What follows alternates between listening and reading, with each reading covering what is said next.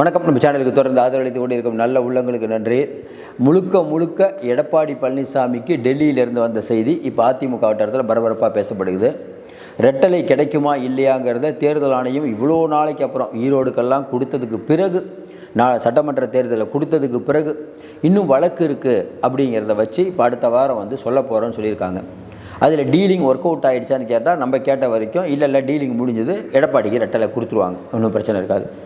ஆனால் அதற்கு பிறகு வந்த ட்விஸ்ட்டு, ஏன்னா அண்ணாமலை வருவதற்கு முன் வருவதற்கு பின் அண்ணாமலை அவர்கள் இப்போ வேறு ஒரு ஐடியாவோடு இருக்காருன்னு சொல்கிறாங்க. மகாராஷ்டிரா தேர்தல் முடிஞ்ச உடனே அதிமுகவை ரெண்டாக உடைப்பதற்கான வேலை, ஏகப்பட்ட வேலைகள் திரைமறைவில் நடந்து கொண்டிருக்கிறது. ஜனவரி மாதத்திலிருந்து அதுக்கு வேகமாக வேலைகள் நடக்கும் அப்படிங்கிற மாதிரி ஒரு தகவல் தொடர்ந்து நம்ம சொல்லிட்டு இருக்கோம். அந்த ஆய்வுக் கூட்டம், இந்த ஆய்வுக் கூட்டத்தில் அதிமுக நிறைய சண்டை போடுறாங்கன்னா நிறைய செய்திகள் வரும்போது நம்ம தொடர்ந்து சொன்னோம், இல்லைங்க ஒரு கட்சின்னு இருந்தால் சண்டைலாம் இருக்க தாங்க செய்யும். அதுவும் அதிமுக இப்போ தான் நிறைய கேஸ்லேருந்து வந்திருக்காங்க. எல்லாத்துலேயும் நம்ம குறை கண்டுபிடிச்சிட்டு இருந்தால் சரி வராது. ஆளே இல்லாத கட்சியெல்லாம் நிறையா இருக்குது. அப்படிப்பட்ட சூழ்நிலை, நிர்வாகிகள் இருக்க கட்டமைப்பு அதிகம் உள்ள கட்சி அதிமுகவில் பல பிரச்சனைகள் வரும். எடப்பாடி அம்மா ஜெயலலிதா அம்மா இல்லை, அது அவர் நம்பிட்டு இருந்தால் நம்ம அதை ஒத்துக்கலை. அப்போ இன்றைக்கி இருக்கக்கூடிய சூழ்நிலையில் எடப்பாடி பழனிசாமிக்கு கடும் சவால்கள் இருக்கிறது. இன்றைக்கி கள ஆய்வு அப்படிங்கிற பேரில் போகும்போது எல்லா சேனல்லையும் பாருங்கள், அதிமுகவில் சண்டை இதே ஒரு செய்தி. தொடர்ச்சியாக எடப்பாடி பழனிசாமி கடந்த காலங்களில் ஓபிஎஸ் சில பேர் பண்ணதுனால கோர்ட்டு கேஸுன்னு அதையே ஓடி இப்போ தான் உட்காந்துருக்காங்க. ஆனால் இன்னையும் பிஜேபி எதுக்குல நம்ம தொடர்ந்து சொல்லிகிட்டு இருந்தோம். இப்போ பிஜேபி எதுப்பதில் என்ன சிக்கல்? இப்போ லேட்டஸ்ட்டாக வந்த தகவல் என்ன, பிஎஸ் கோயல் மூலிமா சொல்லிட்டாங்க, பார்த்துக்கோங்க மகாராஷ்டிராவில் சிவசேனா இதெல்லாம் உடச்சி அதை எங்களோட கூட்டணி வச்சு நாங்கள் ஜெயிக்க வச்சோம். இதனால் தேவையில்லாமல் இந்த தடவை நீங்கள், ஏன்னா போன தடவை ஓபிஎஸ் டிடிவியை சேர்த்தாங்க, அவங்களுக்கு ஒரு சீட் கொடுத்தோம். அதே மாதிரி வரக்கூடிய நாட்களில் இது டிடிவி ஓபிஎஸ்க்கு இன்னும் சில அதிகாரத்தை கொடுத்து பிஜேபி நினச்சா எதுவும் பண்ணலாம். நிறையா ஸ்டேட்டில் அவங்க வந்திருக்காங்க, சென்ட்ரலில் இருக்காங்க. ஸ்டேட் எலெக்ஷன் வேறு நடக்குது. ஸ்டேட் எலெக்ஷன் நடக்கும்போது எல்லாமே யார் என்ன நடக்கும் உள்ள நம்ம சொல்கிறோம்ல, அது மிஷின் இருக்க வரைக்கும் அவர் தான் போய் ஜெயிப்பார். அப்போ பிஜேபியுடன் இணைந்து ஏக்நாத் ஷிண்டே சந்தித்தார், அவர் ஜெயித்தார். ஆனால் போன தேர்தலில் எம்பி தேர்தலில் எடப்பாடி பழனிசாமி கூட்டணி வச்சுருக்கணும் அப்படின்னு இன்னும் பெரும்பாலும் அதிமுகவுடன் நினைக்கிறாங்க. நம்ம என்ன நினச்சிக்கிறது என்னென்னா, இன்றைக்கி எடப்பாடி பழனிசாமிக்கு சங்கடம் இருக்கானா, பெரிய சங்கடம் இருக்குது. இன்றைக்கி கட்சி ரீதியாக பெரும்பாலும் பணம் வச்சுருக்கவங்களாம் பிஜேபி வேணுங்கிறாங்க. இவர் விடாப்படியாக இருக்கார், பிஜேபி வேணான்ட்டு. இனிமேல் பிஜேபிக்கு போவாருன்னா இப்பவும் நம்ம சொல்கிறோம் 100% எடப்பாடி பிஜேபிக்கு போகவே மாட்டார். பிஜேபிக்கு போனார்னா அதோட அரசியல் வாழ்க்கையை முடிஞ்சிருச்சுன்னு அவருக்கு தெரியும். அதையும் மீறி போனார்னா நம்ம ஒன்றும் பண்ண முடியாது, போக மாட்டார் நம்புகிறோம். அப்புறம் ஏன் திட்டமாட்டுறாரு? நம்மளே சொல்கிறோம், ஏங்க திட்டமாட்டுறாரு? உங்களுக்கு தெரியும், திட்டுங்க நம்ம சொல்கிறோம். திட்டினா என்ன ஆகும்? வேலுமணி, தங்கமணி, விஜயபாஸ்கர் இவங்கெல்லாம் கோவிச்சுக்குவாங்க. அவங்க தான் பணம் கொடுக்குறவங்க. இன்னும் குறிப்பாக எடப்பாடி பழனிசாமி மீதான டெண்டர் வழக்குலேருந்து நிறைய விஷயங்கள் இருக்குது. இப்போ லேட்டஸ்ட்டாக ரெட்டலை. இந்த ரெட்டலையை ஒரு வேளை பிஜேபி தூக்கிட்டால் என்ன ஆகும்? 1.5 வருஷம் இருக்குது, இப்போவே தூக்கிட்டா அனுதாபுரமா அப்படிங்கிற ஒரு பெரிய கேள்விங்க வர. சட்டமன்ற தேர்தலில் ரெட்டலை இல்லைன்ட்டாங்கன்னு வச்சுக்கோங்களேன். அப்போ என்ன, நீங்கள் என்ன தான் இருந்தாலும் அது ரெட்டலை அப்படிங்கிறதுக்கு அது ஒரு பவர் இருக்க தான் செய்யுது. நீங்கள் புதுசாக ஒரு சின்னத்தை 1.5 வருஷத்தில் 1.5 வருஷம் இல்லை 30 நாள்லேயே கொடுக்கலாம். அப்போ எடப்பாடி பழனிசாமி டெல்லியிலேருந்து வரக்கூடிய தகவல், வேணாங்க எதுவும் பேசிடாதீங்க, அதனால் இப்போதைக்கு அமைதியாகத்தான் இருப்பார். ஏன் இதை சொல்கிறாங்க இப்போ அப்படின்னா உங்களுக்கு தெரியும், அண்ணாமலை வந்தாலும் சும்மா இருக்க மாட்டார். அவர் ஏதாவது வார்த்தை சொல்ல போக சேவையில்லாமல் சிக்கல் வரும். இந்த தடவை அண்ணாமலையும் சீண்ட மாட்டாருங்கிற மாதிரி தான் சொல்கிறாங்க. ரொம்பலாம் சீண்ட மாட்டாருங்க, அவருக்கு சில இன்ஸ்ட்ரக்ஷன் கொடுத்துருக்காங்க. ஆனால் அண்ணாமலையுடைய பிளான் என்ன? அண்ணாமலை என்ன நினைப்பார்?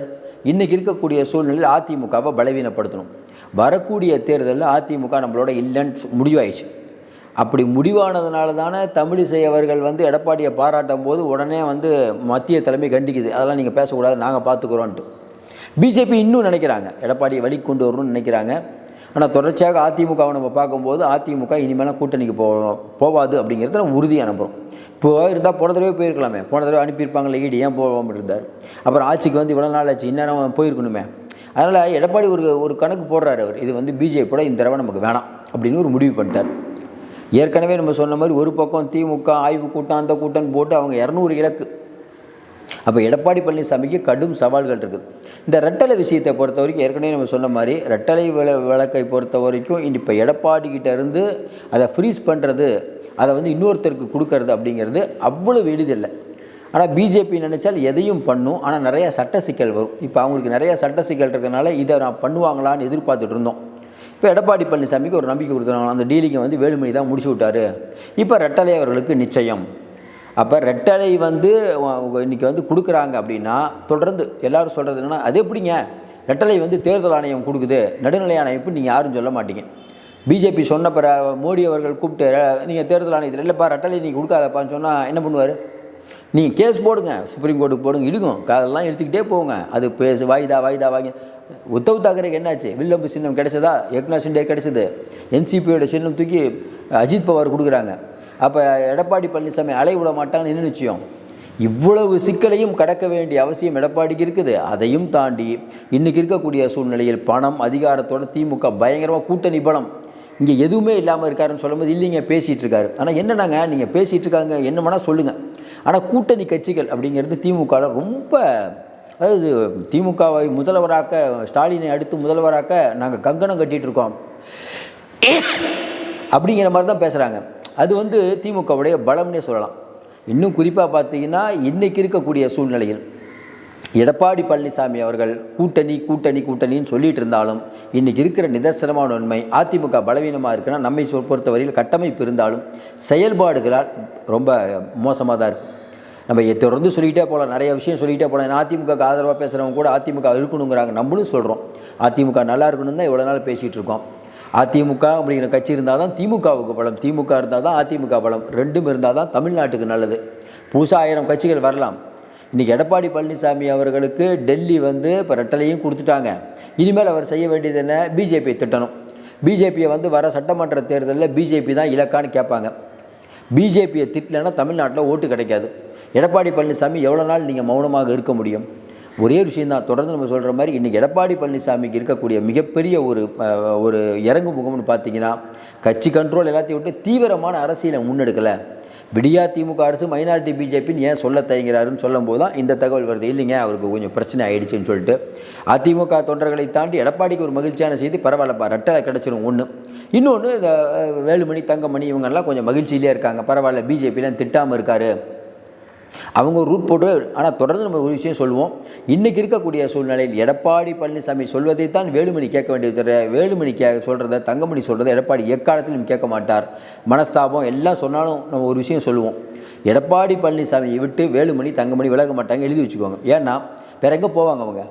அதனால் எடப்பாடி பழனிசாமிக்கு தெரியும் கட்சி இருக்கணும்ல, அதிமுகங்கிற கட்சி தானே, இல்லைன்னா மைத்திரையின் மாதிரி போயிட்டு வர வேண்டியதான். எடப்பாடி பழனிசாமி வெற்றி பெற்றாரா இல்லையாங்கிறது இனிமேல் அவர் செய்யக்கூடிய அரசியல் தான் தெரியும். இப்போதைக்கு நிம்மதி பெருமூச்சு தான். மற்றபடி இந்த கட்சியை உடைப்பது அப்படிங்கிறது அண்ணாமலை வந்ததுக்கு பிறகு தான் நிறையா வேகம் எடுக்கும். அது இப்போ நம்மளால் சொல்ல முடியாது. அண்ணாமலை என்ன மூவ் பண்ண போகிறாருன்னு தெரியல. ஆனால் அண்ணாமலை வந்தவுடனே எடப்பாடிக்கு ஒரு டஃப் இருக்கும்.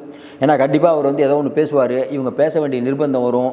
இன்னொன்று திமுகவை வைத்து வெகுவாக குரல் கொடுப்பார். அப்போ வந்து திமுகவை எதிர்த்து எடப்பாடி பழனிசாமி இன்னும் வேகம் எடுக்கும். அப்படி வேகம் எடுத்தால் திமுக வேலுமணி தங்கமணி மேலே நிறைய கேஸில் ஆகுது, அதெல்லாம் வெளியில் கொண்டு வருவாங்க. அதனால் சிக்கல்கள் நிறையா இருக்குது. இப்போவே வந்து அதிமுக ஜெயிக்கும்னு நம்ம சொல்லலை. இப்போவும் வலிமையான கட்சி திமுக, அதில் மாற்று கருத்து இல்லை. ஆனால் எடப்பாடி பழனிசாமி கலைவு ஏதோ ஒன்று பண்ணணும், அது பண்ணிகிட்டு இருக்கார். அவரால் முடிஞ்ச அளவுக்கு பண்ணிகிட்டு இருக்காரு. ஏன்னா ரொம்ப எடப்பாடி ஒன்றுமே பண்ணலன்னு சொல்ல முடியாது. தீவிரமான அரசியலை முன்னெடுக்க அவருக்கு பல பிரச்சனைகள் இருக்கிறது, திமுகவுக்கு பிரச்சனைகள் இல்லை. ஏன்னா கூட்டணி கட்சியும் சூப்பராக இருக்காங்க போது திமுக வேகம் எடுக்கிறது இயற்கை, அதில் மாற்று கருத்து இல்லை. எடப்பாடி பழனிசாமி சிக்கலை பண்ணுவாரா இல்லையா, அது எப்படி போகும் அப்படிங்கிறது காலம்தான் பேசுவேன். இப்போதைக்கு அண்ணாமலை ஏதோ ஒரு விஷயத்தோடு வராருங்கிற மாதிரி தான் தகவல் இருக்குது. பொறுத்திருந்து பார்ப்போம். மீண்டும் சந்திப்போம். நன்றி, வணக்கம்.